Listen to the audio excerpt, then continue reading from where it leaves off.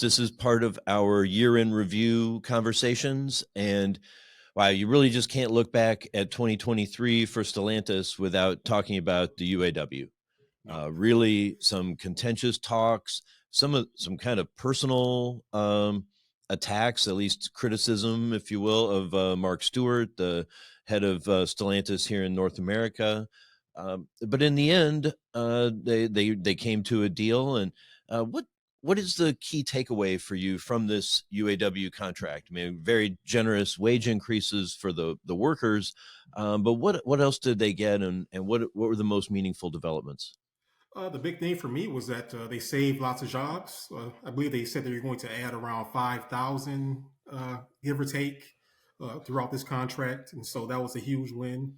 And Hmm. then they also secured a major product down in Belvidere, Illinois. And of course, that was a hot topic throughout the negotiations. That plant was idle back in February. Over the years, that plant has supported thousands of jobs. And so that was really a huge plus for the region that that's going to come back. In addition to that, Belvedere gets a battery plant at some point and a Mopar warehouse, and so that's just one small piece of this deal that was very expansive, throughout. Really important win for the union to get that plant reopened with a what looks like a pretty secure future. Yes, yes, definitely, yeah. And then they're getting a really important product in the mid-size pickup truck. That's a really competitive segment where they can compete. That's been sort of a white space for them. They haven't been there in a while, so they can fill that and jump into competition, see what they can get from the Tacoma, which has been dominating for a long time.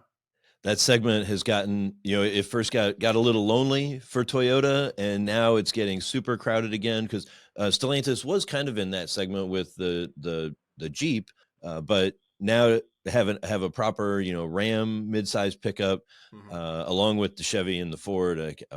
It's going to be vicious. Yeah, yeah. And so actually, and dealers saw a concept for this mid-size pickup back in March, I believe, in Vegas during a big dealer meeting. And so that was actually an EV concept. But I did speak with the Ram CEO, or the former CEO for that brand, Mike Koval, back in New York at the auto show. And he said it's possible that that vehicle would also get gasoline, powertrains in some regions, depending on, if there are EV sales in those regions or if they should just do gas and Hmm. get better performance there. One of the surprising upshots of the UAW talks was Stellantis' decision to pull out of SEMA, the LA Auto Show, and then CES in January. Uh, that was very surprising to me. I think partly because those events were coming right up, and so a lot of the money probably had already been spent.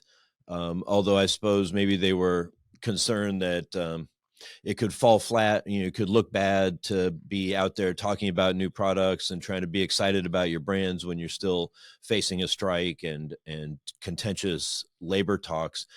Is there a sense when you talk to people within the company or other people watching them, is there a belief that this was just a temporary pause because of the cost of the strike, or does it seem more like Stellantis is reconsidering their marketing approach to these big events? Yeah, it's hard to say right now. There's still a lot of uncertainty with those plans. But I think really the big clue is going to be, so already you mentioned LA, you mentioned Chicago, or mentioned CES, but the Hmm. big one is going to be Chicago for me. Because if they pull out of Chicago, that means we really have to watch what they're going to do in the following months. You have New York coming soon after that, in April. So that's going to be the major driver. Well, since the pandemic, it's the main companies that have been supporting the big auto shows in North America have been Stellantis and the Hyundai Group. It feels like most auto shows, it's you, me, and Carly being doing most of the news. And man, if Stellantis is maybe reconsidering their approach to New York and LA longer term, that would be really troublesome for the auto show scene. Exactly, exactly. And especially LA. I mean, that's right in the heart of the huge California EV market. They have some really important products coming out next year, and consumers didn't have a chance to see those vehicles this year. I mean, you have the Jeep Recon, Jeep Wagoneer S, the new Dodge Charger EV concept that was shown, Ram Rev EV pickup. I mean, those products weren't around. So now what? Yeah, they've been, showing some EVs and talking about them for a while, but they've really just had, plug-in hybrids on the market, gaining some good experience with that. But this is going to be a really pivotal year for them to actually bring EVs to the U.S. market. Yeah, then like you said, it's a pivotal year, and they're not on the ground letting people see those products right before they come out. So that's Yeah, they'll have to work around that. And then I know that usually a LA. really important part of the marketing is, and especially for brands like the traditional Chrysler brands, which have always been great at selling. Yeah, and I actually spoke to a company called Foresight Research that does just research around consumer behavior at auto shows. And he said the LA show is just really huge when it comes to EV awareness and knowledge. And it's a big opportunity missed in a huge year Yeah, that's coming up for them. yeah, and that's been a show where they've made news before, even sometimes surprising news. I think it was the Wrangler 4xe that they didn't tell us was coming, and then Mike Manley, when he was running Jeep, and announced that out in LA. So, yeah, it's a market where they would seem to have some chance to get attention, and so it'd be interesting to see what they do next year.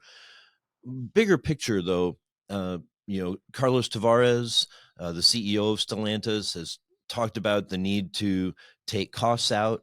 Of course, he's well known for his frugality, but he's talking about a target of a $25,000 EV. Of course, Stellantis doesn't sell. I don't think they sell anything for $25,000, even that's No. gas burning in the U.S. Is that what? How do people in this market think about that sort of a price target?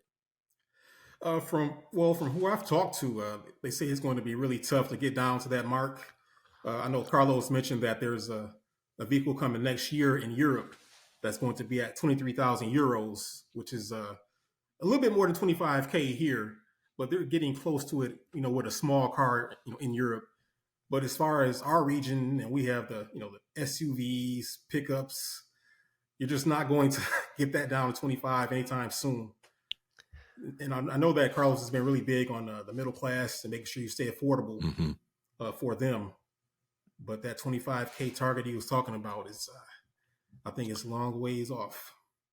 Yeah, it seems like a great goal, but vehicles typically are $40,000 anymore, and it's hard to find very many that are under 30. Um, and like you said, I mean, they've got some vehicles that they sell in Europe that they really consider too small for the US, the Jeep Avenger, Mhm. for one. And and I can't blame them. In a world with Ram 2500s, you need to be careful out there driving a little Fiat or something that small. And so there are practical limitations in the market.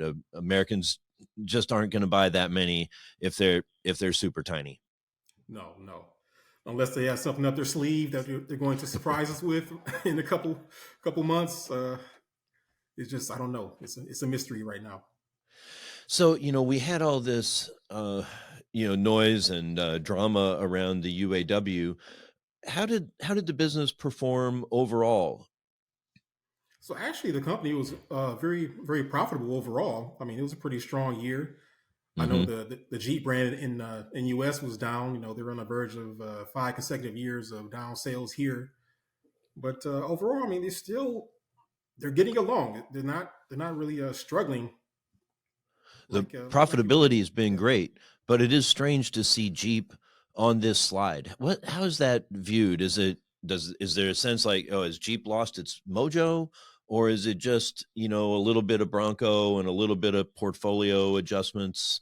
I mean, they've changed the leadership globally Mhm. and for North America. So it gives the impression that Mr. Tavares is not happy with the performance of Jeep. Yeah. So you mentioned the Bronco. I mean, that is pulling a little bit from the Wrangler, but overall, it's still not enough to really put a huge dent in their audience at all. The Wrangler is going to sell and is going to keep selling, but Hmm. just the brand in general. I mean, they're losing some of those volume products at the bottom of the lineup. The Cherokee is on its way out. The Jeep Renegade, we just had that story last week. That's on its way out in the U.S. market and Hmm. Canada. And then what's another one? So we have the Compass is going to be the new entry level Yep. model at around 29,000, and that'll be the only Jeep that you can get with a price tag under 30. Hmm. Before tax, of course. Yeah, the Cherokee and the Renegade were a couple of the more affordable Jeeps. And to take those away, that's definitely going to hurt volume, maybe not hurt the profitability so much. Yeah, and then profitability. I mean, they're going upscale, man. They got the Wagoneer, Grand Wagoneer. Then we have the bigger Wagoneer L, Grand Wagoneer L. We have the EVs coming next year, the Jeep Recon and the Jeep Wagoneer S. Those are going to have some premium price tags. It's not going to be cheap, but I mean, Hmm. it should be pretty pocket friendly for the dealers and Stellantis. uh, we should also acknowledge the passing of the end of the road for these big cars, and some of the muscle cars. The 300. I mean, it was a really dynamically styled vehicle, when it came out, and it's managed to hold on for quite a while, and now finally to the end of the line. Yeah, that was a popular vehicle. I mean, I have one myself, but it was just really a pop culture icon. It really took the hip hop community by storm. It was in so many videos back in the day. That's when I saw it and I said, "Hey, I want one of those." And Hmm. so eventually I got one based on those pop culture experiences. And so yeah, that's a huge one that's going to be on its way out. Will there be Well, a it was such a replacement down the sharp looking line? I don't car, know. and you could Yeah. you could get it for as little as like $20,000. I mean, you could get a Mm-hmm. nice one in the high 30s, but you could get in a nice big, well styled car in the low 20s. Which, I mean, 20 years ago, that was a pretty remarkable value. Yeah. And they put out a special edition sort of to mark the end of that vehicle. And they had a V8 engine, huge horsepower. So sort of a nice send off, to that legacy of the 300 as Ralph Gilles told me, it's the businessman's muscle car. I like it. Very, very classy. Very Ralph. Good description. So before I let you go, what are the big things you're gonna be looking for in 2024? At least no labor talks for this year. Yes, no labor talks, but this is going to be just a huge year when it comes to Stellantis' EV plans. I mean, this is like ground zero for them. Jeep Recon EV, the Wagoneer S EV, Ram Rev, the Ram Charger, which is sort of like a gasoline electric model, Right. with the onboard generator. That's really going to change the paradigm when it comes to, eco-friendly trucks out there. You can still have that EV driving experience with the torque and Hmm. still get the power that comes with the pickup. And so you can still tow. You have that generator on board to help you out. So that's going to be a huge shift for them and the industry in that space. But yeah, those are some huge models that I'm really looking for, and I know those are going to make some waves. Big product year for Stellantis. Well, we'll be looking forward to your coverage all through 2024 and beyond. Vince Bond Jr., thank you so much for joining me again on Daily Drive. No problem.